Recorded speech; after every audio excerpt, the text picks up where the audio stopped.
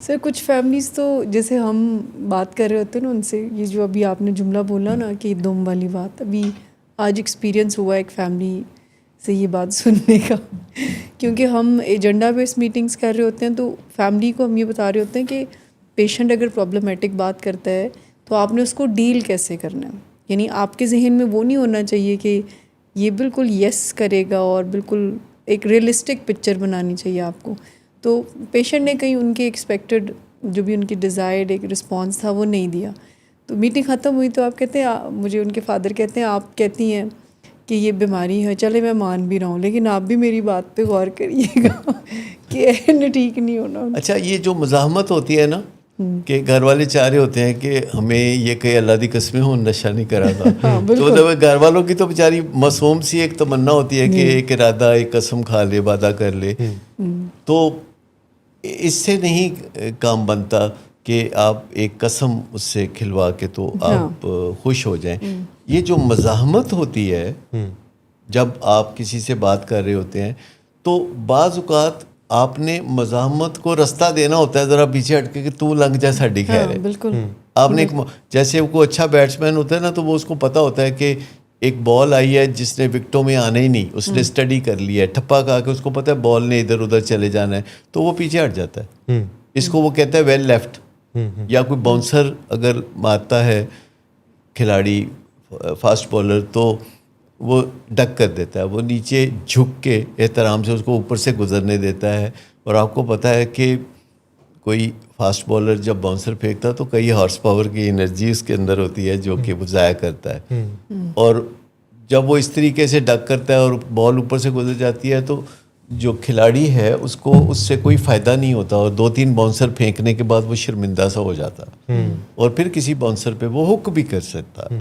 تو بات بڑی سمپل سی ہے کہ اگر مزاحمت ہے تو اس کو تھوڑا سا موقع دیں، کیونکہ مریض کی مزاحمت زیادہ پائیدار نہیں ہوتی. جی بالکل. میں نے 5 منٹ میں مزاحمت کو ادھر ادھر ہوتے دیکھا ہے، کیونکہ وہ مزاحمت جو ہوتی ہے وہ لاجیکل نہیں ہوتی، وہ ایموشنل ہوتی ہے. ایموشنز ادھر ہوئے، مزاحمت ادھر ہو گئی. یعنی وہ جس پیشنٹ کے بارے میں انہوں نے ججمنٹ دی، تھوڑی دیر بعد میں پیشنٹ سے ملی تو مجھے کہہ رہے تھے کہ وہ ذرا میں آؤٹ آف لائن ہو گیا تھا، تو میری میٹنگ دوبارہ آئے گی تو میں اس کو فکس کروں گا. اور فادر ان کے بارے میں ایک فیصلہ کر چکے تھے کہ جو مرضی ہو جائے ٹھیک نہیں ہو سکتا. تو ججمنٹ جو ہے وہ اصل میں بات یہ ہے کہ فادر کا تجربہ اپنے بیٹے کا یا ایک مریض کا تھا، تو ہم انہیں بلیم نہیں کرتے اگر وہ مایوس ہو جاتے ہیں. ہمارا چونکہ سینکڑوں ہزاروں مریضوں کا تجربہ ہوتا ہے تو ہمیں 2 مریض مایوس کرتے ہیں تو ایک آ کے ٹھیک کر جاتا ہے. کوئی نہ کوئی جینے کی راہ، کوئی نہ کوئی کام کرنے کی موٹیویشن مل جاتی ہے. کوئی نہ کوئی مریض ہوتا ہے جو کسی طرح رابطہ کرتا ہے اور ہمارا دن بنا دیتا ہے. تو وہ ہم لوگ جو کسی بھی مریض کے ساتھ بات کرتے ہیں، پھر ہماری ضرورت بھی ہے، کیونکہ اگر ہمیں کسی پروفیشن میں رہنا ہے تو ہمیں امید کو بھی کامیاب رکھنا ہے. اور آپ اسی لیے آپ دیکھیں کہ ایڈکشن کے پروفیشنل میں لوگ 5-7 سال سے زیادہ نہیں گزارتے.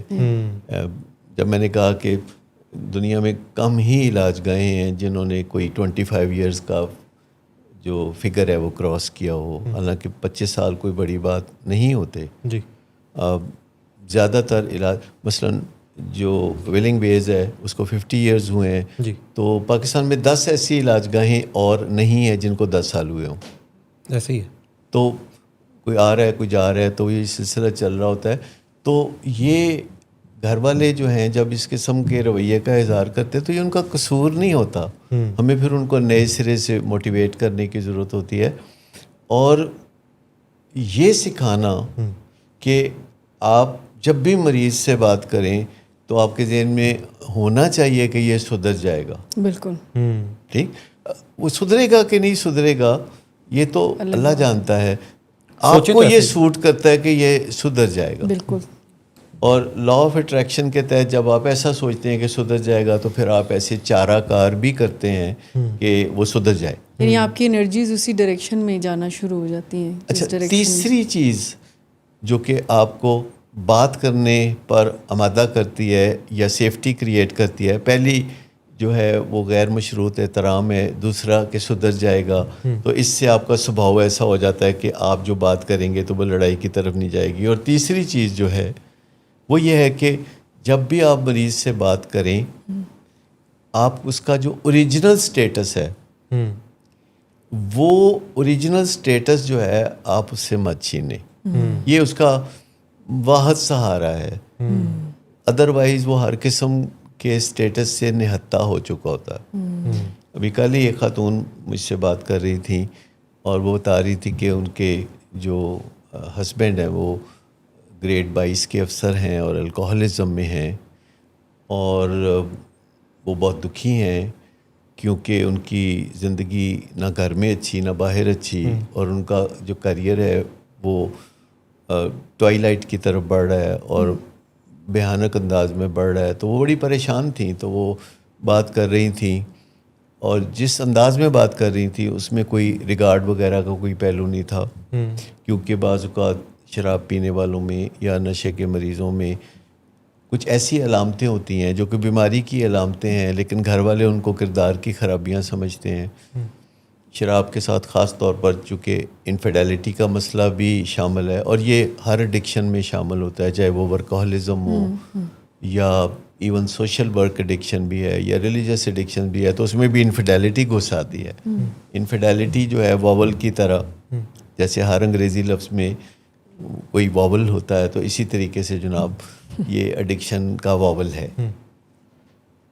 تو میں انہیں بات جب کر رہا تھا تو وہ کہہ رہی تھی کہ دیکھیں یہ ہو گیا وہ ہو گیا فلاں ہو گیا. میں کہ ابھی آپ نے بتایا ہے کہ وہ گریڈ 22 کے افسر ہیں تو کہنے لگی ہاں جی انفارچونیٹلی. تو میں نے کہا کہ مجھے یہ بتائیے کہ آپ کے نزدیک وہ ان کا گریڈ کیا ہے. تھوڑا چپ ہو گئی تو میں نے کہا کہ 15واں. کہتی نہیں 0 ہی سمجھے. میں نے کہا کہ اچھا. تو میں نے کہا یہ گریڈ ان کو واپس کرتے ہیں آپ کا کیا جاتا ہے تسی کیڑا پلیوں دے رہے ہیں حکومت پاکستان نے دیا ہوا ہے تہاڈا کی جاندا ہے.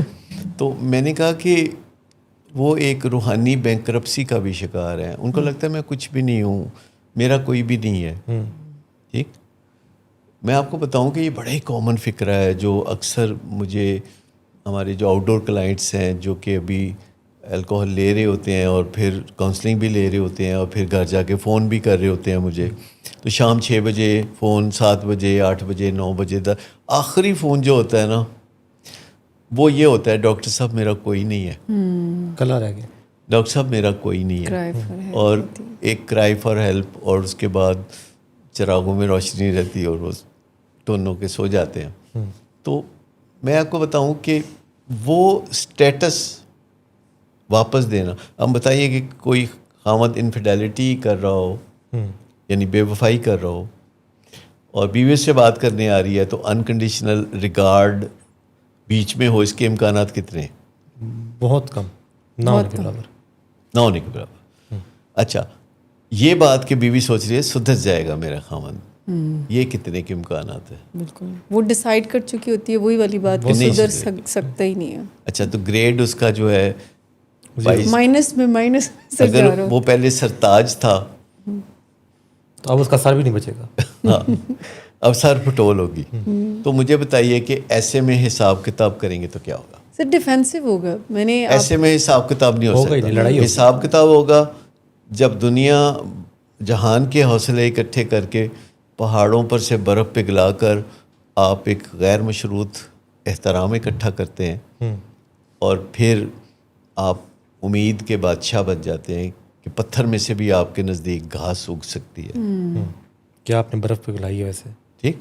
تو پھر اس کے بعد جو ہے کہ اس کا جو اوریجنل گریڈ ہے وہ آپ کا لاڈلا ہے. آپ نے منتوں مرادوں سے اس کو پیدا کیا آپ کا بچہ ہے. آپ نے اسے ایک کھلونے کی طرح اس سے کھیلا.